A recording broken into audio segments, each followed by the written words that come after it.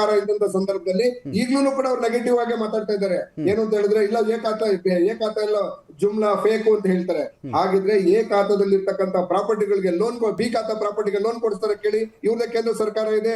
ನಾವು ಜನಗಳಿಗೆ ಅತ್ಯುತ್ತಮವಾದ ಮನೆ ಕಟ್ಕೊಳ್ಳೋದಿಕ್ಕೆ ಎ ಖಾತಾವನ್ನ ಮಾಡಿಕೊಡುವಂತ ಸಂದರ್ಭದಲ್ಲಿ ಹೆಂಗಾಗಿದೆ ಗೊತ್ತಾ ರಘು, ಆ ಲೋನು ಅಲ್ಲ ಕೇಳಿಸ್ಕೊಳ್ಳಿ, ಆ ಲೋನ್ ತಗೊಳಕ್ಕೂನು ಇವ್ರಿಗೆ 7 ಲಕ್ಷ ದುಡ್ಡು ಬೇಕಲ್ಲ ಈಗ ಏಕಾತೆ ಮಾಡಿಸ್ಕೊಳಕ್ಕೆ. ಆ 7 ಲಕ್ಷಕ್ಕೆ ಒಂದು ಲೋನ್ ತಗೋಬೇಕು ಅವ್ರಿಗೆ ಪರ್ಸನಲ್ ಲೋನಲ್ಲಿ. ನೋಡಿ ಒಂದು ನಿಮಿಷ. ಈಗ ಹಾಗಾದ್ರೆ ಅಭಿವೃದ್ಧಿಯನ್ನ ಎಲ್ಲಿಂದ ಮಾಡ್ಬೇಕು ನಾವು? ಟ್ಯಾಕ್ಸ್ ಅನ್ನ ಕಲೆಕ್ಟ್ ಮಾಡಿಲ್ಲ ಅಂದ್ರೆ ಎಷ್ಟು ಅಂತ ಪ್ರಶ್ನೆ ರೀ.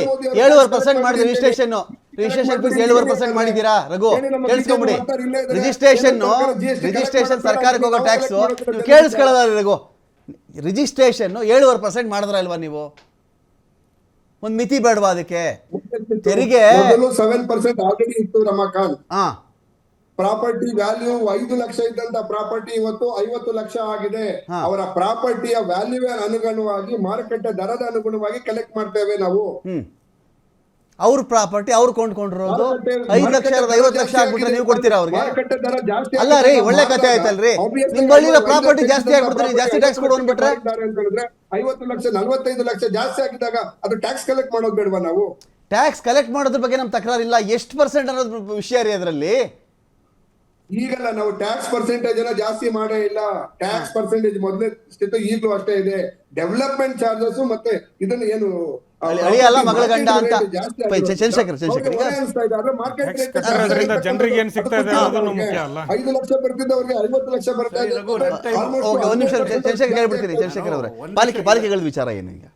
ಬೆಂಗಳೂರು ಅಲ್ಲ, ಅವರು ಒಂದು ತಪ್ಪು ಮಾಹಿತಿ ಕೊಡಬೇಡಿ ಇವರೇ. ಇಲ್ಲ, ಕರೆಕ್ಟ್ ಆಗಿ ಸ್ವಲ್ಪ ಅಭ್ಯಾಸ ಮಾಡ್ಕೊಂಡು ಬನ್ನಿ, ಸ್ವಲ್ಪ ತಿಳ್ಕೊಂಡು ಬನ್ನಿ. BBMP-ನಲ್ಲಿ ಬಿಜೆಪಿ ಅಧಿಕಾರಕ್ಕೆ ಬಂದಿಲ್ಲ ಅಂತ ಹೇಳಿದ್ರೆ 2010ರಿಂದ ನಿರಂತರವಾಗಿ ಬಿಜೆಪಿ ಅಬ್ಸಲ್ಯೂಟ್ ಮೆಜಾರಿಟಿ 2010ರಲ್ಲಿ 198ರಲ್ಲಿ 111 ಸೀಟು, 2015ರಲ್ಲಿ 198ಗೆ 100 ಸೀಟ್ ತಗೊಂಡು ಅಬ್ಸಲ್ಯೂಟ್ ಮೆಜಾರಿಟಿ ಒಳಗಡೆಗೆ ಅಧಿಕಾರಕ್ಕೆ ಬಂದು ಅಧಿಕಾರ ನಡೆಸ್ತಾ ಇದ್ದು ಬಿಜೆಪಿನ. ಮೊದಲನೇದು. ಎರಡನೇದು, ಡೆಕೋರಮ್ ಇಲ್ಲಮ್ಮ, ಡೆಕೋರಮ್ ಎಸ್ ಆಯ್ತಲ್ಲ ನೀವು.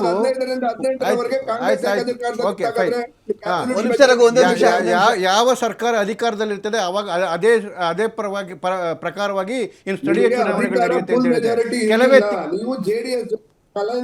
ಪ್ಲೀಸ್ ಡಿಸ್ಟರ್ಬ್ ಮಾಡಬೇಡಿ. ಒಂದ್ ನಿಮಿಷ ರಘು, ಡೆಕೋರಮ್ ಇರ್ಲಿ. ಯಾವ ಸರ್ಕಾರ ಇರುತ್ತೆ ಲೋಕಲ್ ಬಾಡಿ ಎಲೆಕ್ಷನ್ ಅವ್ರದೇ ಆಗುತ್ತಲ್ವಾ? ಕೇವಲ 1 ತಿಂಗಳ ಕೆಳಗಡೆಗೆ ಕರ್ನಾಟಕದಲ್ಲಿ 5 ಲೋಕಲ್ ಬಾಡಿ ಎಲೆಕ್ಷನ್ಸ್ದು ನಿಮ್ಗೆ ಇಬ್ಬಂದು ಸಿಕ್ತು. ಎಲ್ಲಿಂದ? ಕರಾವಳಿಯ ಮಂಕಿಯಿಂದ ಹಿಡ್ಕೊಂಡು ನಮ್ಮ ಬಯಲುಸೀಮೆಯ ದೊಡ್ಡಬಳ್ಳಾಪುರದವರೆಗೂ. ಎಷ್ಟು ಗೆದ್ರಿ ಕಾಂಗ್ರೆಸ್ ಅವ್ರು ನೀವು? 0-50. ಕೇರಳದಲ್ಲೂ ಕೂಡ ನಿಮ್ಮ ಅಲಯನ್ಸ್ ಪಾರ್ಟ್ನರ್ ಬೇರೆ ಕಡೆ ಇದ್ದಂಥ ಅಲಯನ್ಸ್ ಪಾರ್ಟ್ ಕಮ್ಯುನಿಸ್ಟ್ ಸರ್ಕಾರನೇ ಇದೆ. ಅಲ್ಲಿ ಬಿಜೆಪಿಗೆ 20%, 36 ಗ್ರಾಮ ಪಂಚಾಯತಿಗಳು ಮತ್ತೆ ಒಂದು ಕಾರ್ಪೊರೇಷನ್ ನೋಡ್ಕೊಂಡ್ ಬಂದಿದ್ದೀವಿ. ನಾನು ಹೇಳ್ತಿರ್ತಕ್ಕಂಥದ್ದು, ನೀವು ಸೋಲು ಗೆಲುವು ಪ್ರತಿ ಚುನಾವಣೆಯಲ್ಲೂ ಕಾಮನ್. ಸೋತ ಮೇಲೆ ನಾವೇನು ಮಾಡ್ತೀವಿ ಅನ್ನೋದು ಭಾಳ ಇಂಪಾರ್ಟೆಂಟು. ನೀವು ಯಾವತ್ತಾದ್ರೂ ನಿಮ್ಮ ಲೀಡರ್ಸ್ಗೆ ನೀವೇ ಬುದ್ಧಿ ಹೇಳ್ಬೇಕ್ರಿ. ಹೋಗಿ ಡ್ರಾಯಿಂಗ್ ರೂಮಲ್ಲಿ ಕೂತ್ಕೊಳ್ಳಿ, ಸ್ಟ್ರಾಟಜಿ ಮಾಡಿ, ಎಲ್ಲಿ ತಪ್ಪಾಗಿದೆ ಅಂತ ಹೇಳ್ಕೊಳ್ಳಿ. ಅದನ್ನ ಬಿಟ್ಬಿಟ್ಟು ಅಲ್ಲಿ ಇಂಕ್ ಸರಿ ಇಲ್ಲ, EVM ಸರಿ ಇಲ್ಲ, CBI ಎಷ್ಟು ವರ್ಷ ಹೇಳ್ತೀರಿ? ಹಾಗಾದ್ರೆ ಆಯ್ತಪ್ಪ, ಇಡೀ ಸಾಯೋವರೆಗೂ ಇರುತ್ತಾನೆ. ಹಾಗಾದ್ರೆ ನೀವು ಎಲೆಕ್ಷನ್ ಇಲ್ಲೋದೇ ಇಲ್ವಾ? ಯಾವತ್ತೂ ಅಷ್ಟೇ 2014ರಲ್ಲಿ CBI ನಿಮ್ಮ ಕೈಲಿತ್ತು, ED ನಿಮ್ಮ ಕೈಲಿತ್ತು, ಎಲ್ಲ ಇತ್ತು. ಯಾಕೆ ನೀವು 42 ಸೀಟ್ ಬಂತು ನಿಮಗೆ?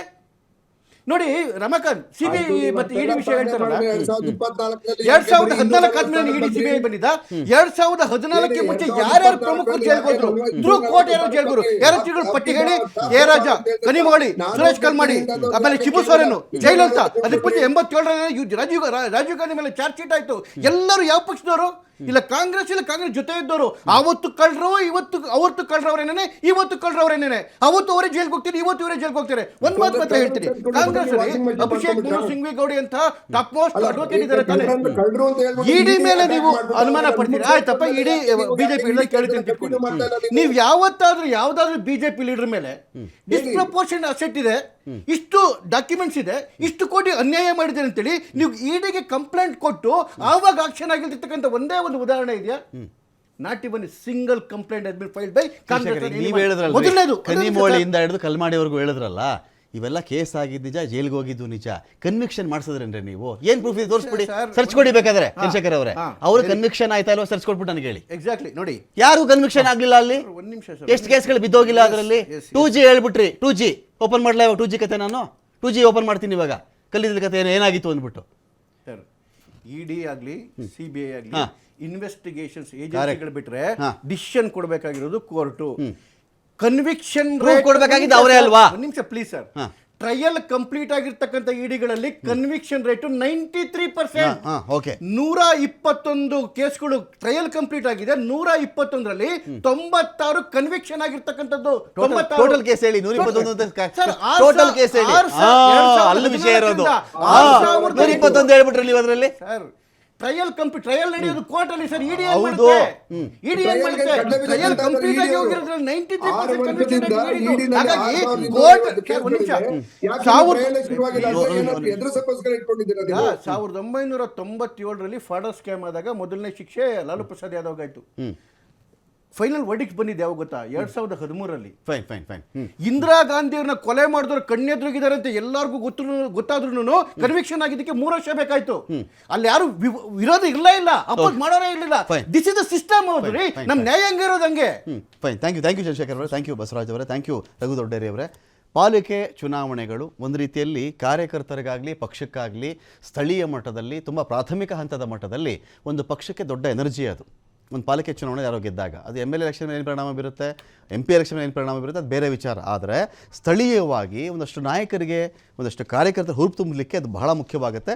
ಇಲ್ಲಿ ಕಾಂಗ್ರೆಸ್ ದೊಡ್ಡ ಹಿನ್ನಡೆಯಲ್ಲಿ ಕಾಣ್ತಾ ಇದೆ, ಇನ್ನೊಂದು ಕಡೆಗೆ BJP ದೊಡ್ಡ ಮುನ್ನಡೆಯಲ್ಲಿದೆ. ಇಲ್ಲಿ ಅದರಿಂದ ಉದ್ಧವ್ ಠಾಕ್ರೆ ಬಣ ತುಂಬ ಕಳಪೆ ಸಾಧನೆ ಅಂತೂ ಅವರೇನು ಮಾಡಿಲ್ಲ. ಅಧಿಕಾರಕ್ಕೆ ಬರೋದು ಬಿಡೋದು ಬೇರೆ ವಿಚಾರ. ಏಕನಾಥ್ ಶಿಂಧೆ ಬಣ ಇಷ್ಟೆಲ್ಲ ಆಗಿ ಇದೆಲ್ಲ ಡಿವೈಡ್ ಆದಮೇಲೆ ಏಕನಾಥ್ ಶಿಂಧೆ ಬಣ ಕೂಡ ಅದ್ಭುತ ಎನ್ನುವಂಥ ಪರ್ಫಾರ್ಮೆನ್ಸಲ್ಲಿ ಮಾಡಿಲ್ಲ. ಆದರೆ BJPಯ ಪರ್ಫಾರ್ಮೆನ್ಸ್ ಇದೆಯಲ್ಲ ಅದನ್ನು ಯಾರೂ ಕೂಡ ಕಡೆಗಣಿಸುವಂತಿಲ್ಲ. ಇದು ಬೆಂಗಳೂರಿನ ಪಾಲಿಕೆ ಚುನಾವಣೆಗಳಲ್ಲಿ ಯಾವ ರೀತಿ ಪರಿಣಾಮ ಬೀರುತ್ತೆ ಅಂತ ವೆಯ್ಟ್ ಮಾಡೋಣ ಅಂತ ಹೇಳ್ತಾ ಡಿಬೇಟ್ ಮುಗಿಸ್ತಾ